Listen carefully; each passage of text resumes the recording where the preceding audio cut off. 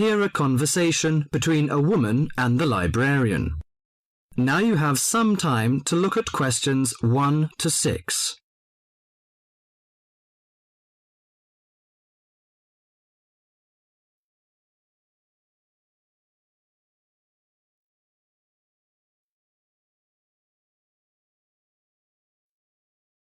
Now listen to the talk and answer the questions 1 to 6.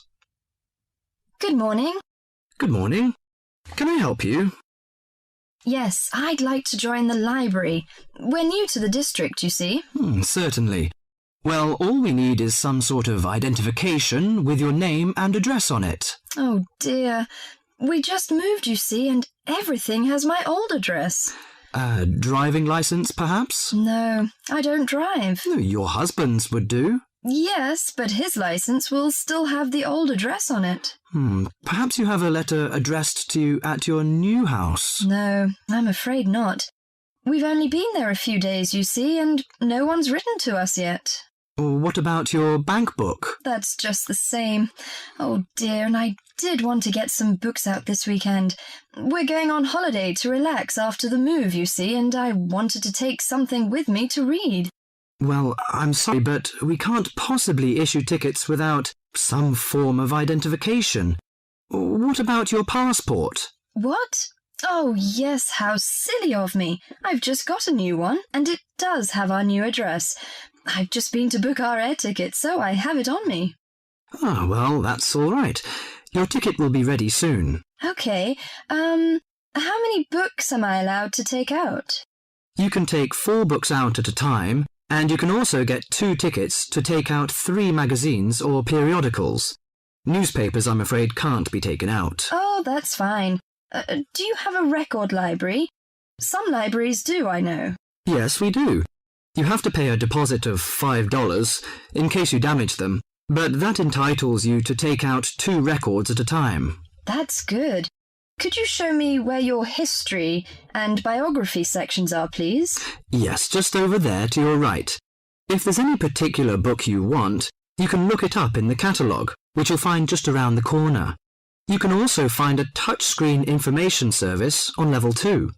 Thank you. Oh, and how long am I allowed to keep the books for?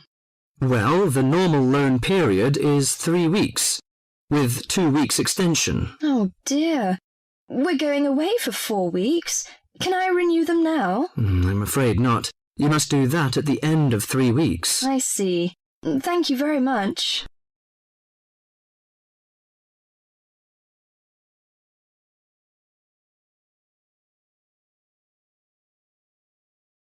Before the talk continues, you have some time to look at questions 7 to 10.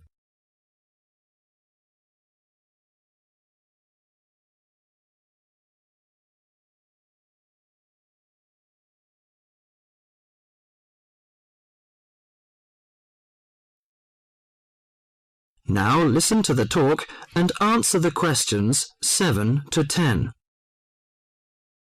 Well, let's go into some details. Your name, please, madam? My name is Barbara. The surname is Cooper. It's spelt as Cooper. Fine. And what's your contact number? If we have new books coming, we can contact you in time. Good. You can call me on 723-6518, but it's better after 5 p.m. You know I have to work during the daytime. Do you need the office number? I don't think so. It's enough. Could you tell me the address? I lived in King Road, but of course you need my new address. It's 25 St. Mary Road, Hanwell. That's Hanwell. Is that right? Yes. Do you need the passport number? I just brought it with me. Here you are. Yes, thank you. The number of your passport is G57980942. OK, and your ticket is ready. The number is M930123. Thank you. Could I take a look around and check out some books? Of course, as you like.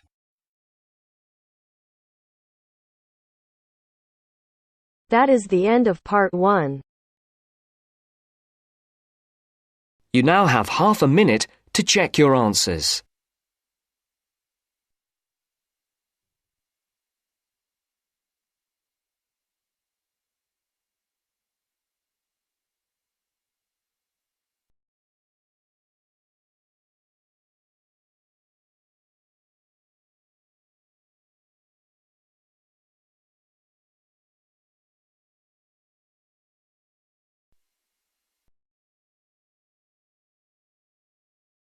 Now turns to part 2.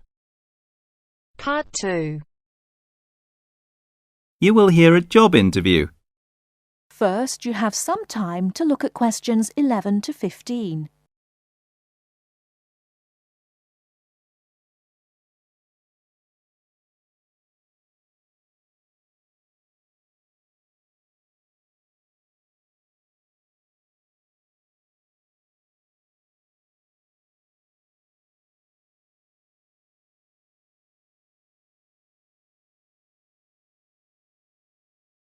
Now, listen carefully and answer questions 11 to 15.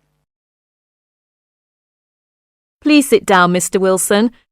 My name's Jane Smith, and I'm the personnel manager. Hello, how do you do? Now, this is just a short preliminary interview. I'd like to talk about your present job and what you've done up till now. Yes, of course. Well, could you tell me how long you've had your present position in evening news? It is evening news, isn't it? Yes, that's right. I'm not sure. Let's see. I left university in 2002. Is that right? Yes, 2002. Then I was unemployed for about 2 months, and then I travelled round Britain for a few weeks. So it must be more than 3 years now, in fact. Yes. And have you any particular reason for wanting to change your job? I mean, why do you want to move? Well, I actually like my present job and still find it interesting. The salary's okay, so it's nothing to do with money, though you can always do with more. I suppose the thing is that I'm really very ambitious and keen to get promoted, so that's the real reason. You say you like your job. Can you tell me what aspect you like most? Oh dear, that's difficult. There are so many things. My colleagues are quite nice to go along with, so there's a good cooperative atmosphere, and compared to other presses, the working conditions are great. I mean, the office itself is good. Yes. And then there's the fact that as a journalist, I regularly write articles about what is happening at home or in the world. So I have to make decisions. I must be responsible for what I have written. You know, that's what I really like most about the job. They give me lots of room for initiative. Yes. Well, we're looking for someone who isn't a clock watcher and who isn't too concerned about working fairly long hours. Oh, I don't mind that. I'm used to it. I often work irregular hours. I was very often made to work at night.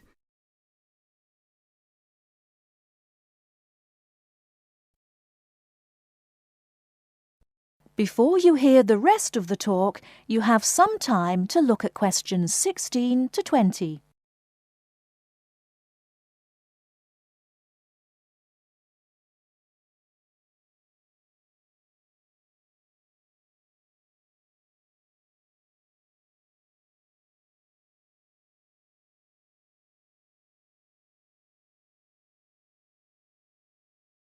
Now listen and answer questions 16 to 20.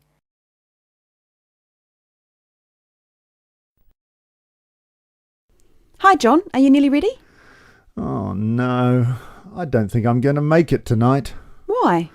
I've got this assignment to finish for tomorrow. Well, maybe I can help. What do you have to do? I have to do a short presentation on some household object, and I just can't think of anything. I have to talk about what it is and the parts in it. Well, why not make it simple? Why not describe a bottle or a can? Well, that's far too simple. OK, how about an aerosol can? Maybe. What labels can you put on it? First, you'd have to draw an aerosol can. First thing you could label would be the hairspray or whatever was in the can. You'd just label that product, I suppose. Then you'd have to label the area above the product as the propellant. Is that the gas that presses down on the contents of the can, forcing it out through the dip tube? Yes, you've got it. OK. So far, so good. Now, at the top of the aerosol, there are quite a few things to label, so I'd have to write quite small. Unless you drew a couple of lines and showed an enlarged picture of that area. Yes. That would work. Then I could start labelling from the top to the bottom. The first thing on the enlargement would be the nozzle. The what? The nozzle. You know, Nozzle. Then the seal. Right. Then all I'd need is the spring. No, you'd need to label the inlet first, then the final part would be the spring. Anyway, that's it. You've finished. We can go out now. Well, I have to type all that into the computer first, and draw the can. Oh!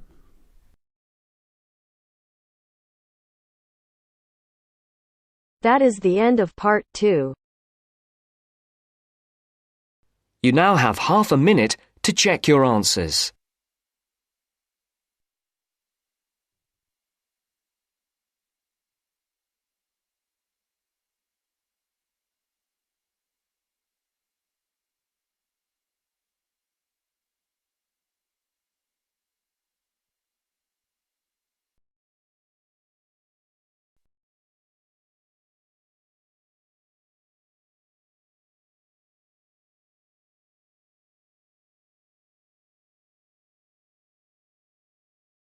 Now turns to part 3.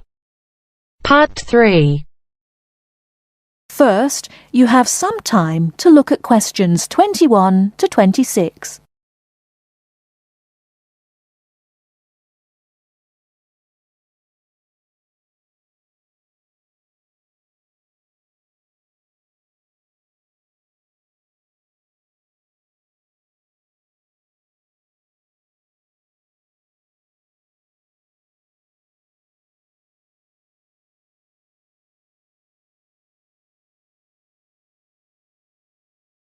Now listen carefully and answer questions 21 to 26. So, what was it like in your school then, Lynn?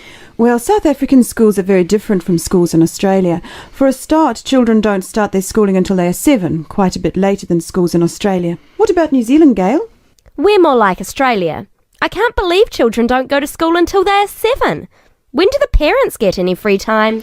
Well, there's still the availability of kindergartens or play schools. It's just that formal education doesn't start until later.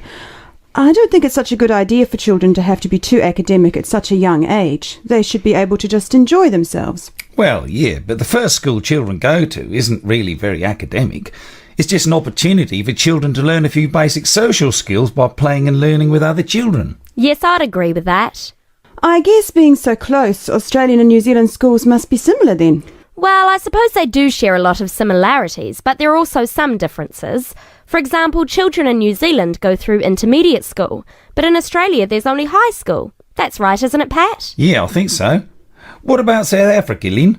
Do you have an intermediate or high school? Oh, high school.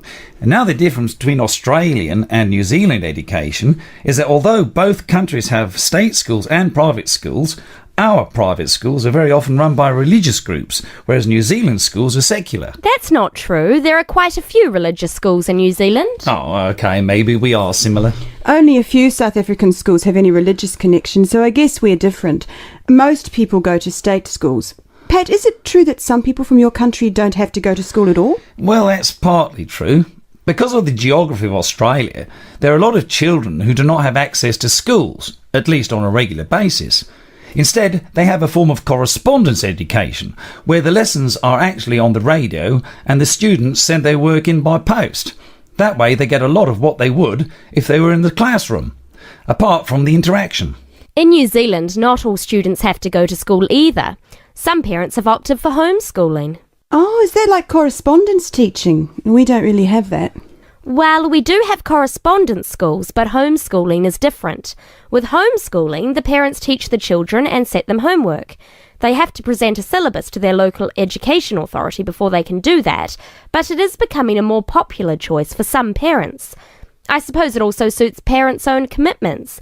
I mean, they don't have to worry about collecting their children from school, and they can always teach over the weekend or in the evening if they want to. Is the school day normally quite long then?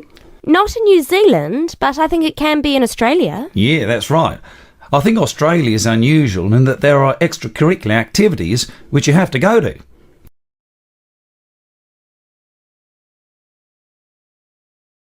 Before you hear the rest of the talk, you have some time to look at questions 27 to 30.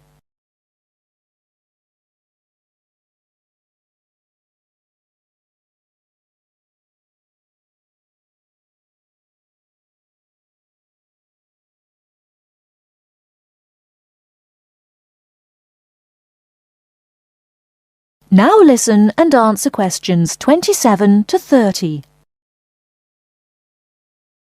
These are normally sport activities, but there are a few other options.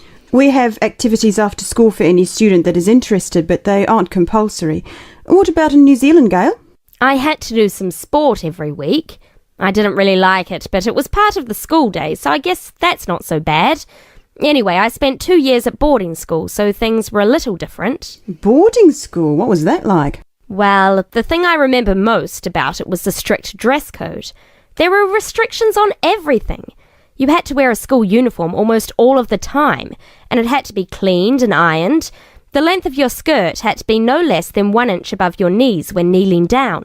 Sometimes we used to go out on school trips or just at weekends with a few friends, but whenever we were outside the school we had to wear a hat. There was one teacher who always used to give me extra homework because my socks weren't pulled up, and that was in the school late in the evening. I suppose it wasn't that bad, but at the time it felt like a prison. I kept getting into trouble for something. Most of the time I forgot something, normally my school badge. We had to wear that all the time, in the school and out, because it had our house colours on it. Wow, that doesn't sound like much fun. No, but it was a good education, I suppose.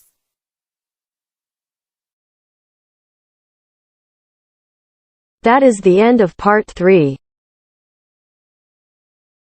You now have half a minute to check your answers.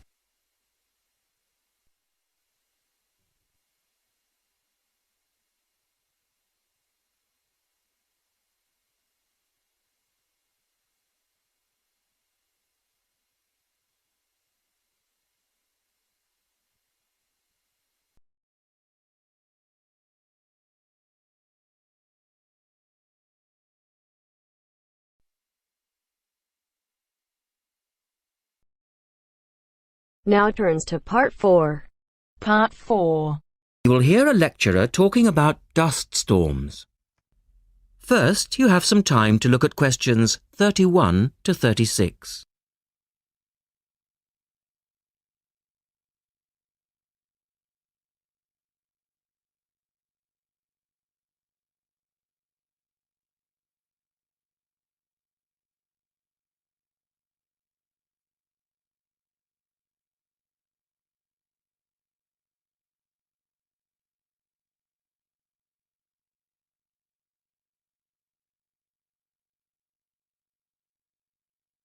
Now listen carefully and answer questions 31 to 36. In the last lecture, we looked at the adverse effects of desert dust on global climate. Today, we're going to examine more closely what causes dust storms and what other effects they can have. As you know, dust storms have always been a feature of desert climates, but what we want to focus on today is the extent to which human activity is causing them. And it's this trend that I want to look at, because it has wide-ranging implications. So, what are these human activities? Well, there are 2 main types that affect the wind erosion process, and thus the frequency of dust storms. There are activities that break up naturally wind-resistant surfaces, such as off-road vehicle use and construction. And there are those that remove protective vegetation cover from soils, for example, mainly farming and drainage. In many cases, the 2 effects occur simultaneously, which adds to the problem. Let's look at some real examples and see what I'm talking about. Perhaps the best-known example of agricultural impact on desert dust is the creation of the USA's Dust Bowl in the 1930s. The dramatic rise in the number of dust storms during the latter part of that decade was the result of farmers mismanaging their land. In fact, choking dust storms became so commonplace that the decade became known as the Dirty 30s.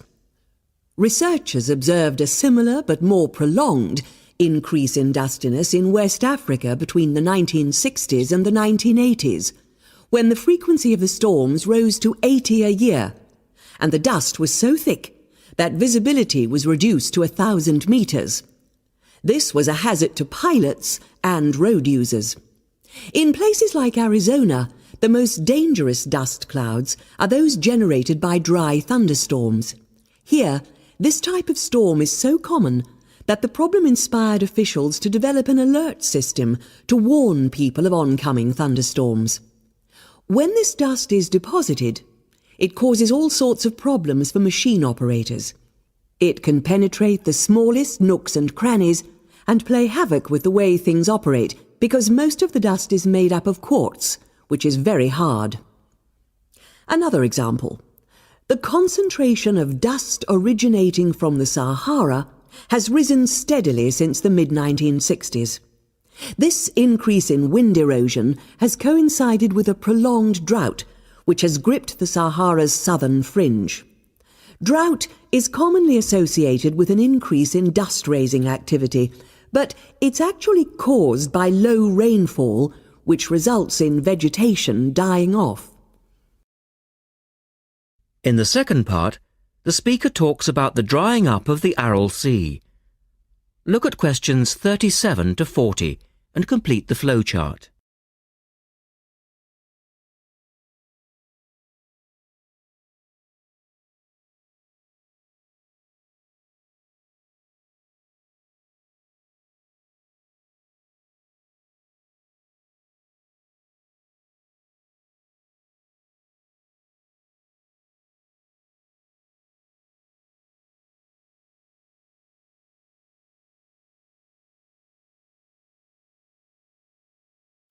One of the foremost examples of modern human-induced environmental degradation is the drying up of the Aral Sea in Central Asia.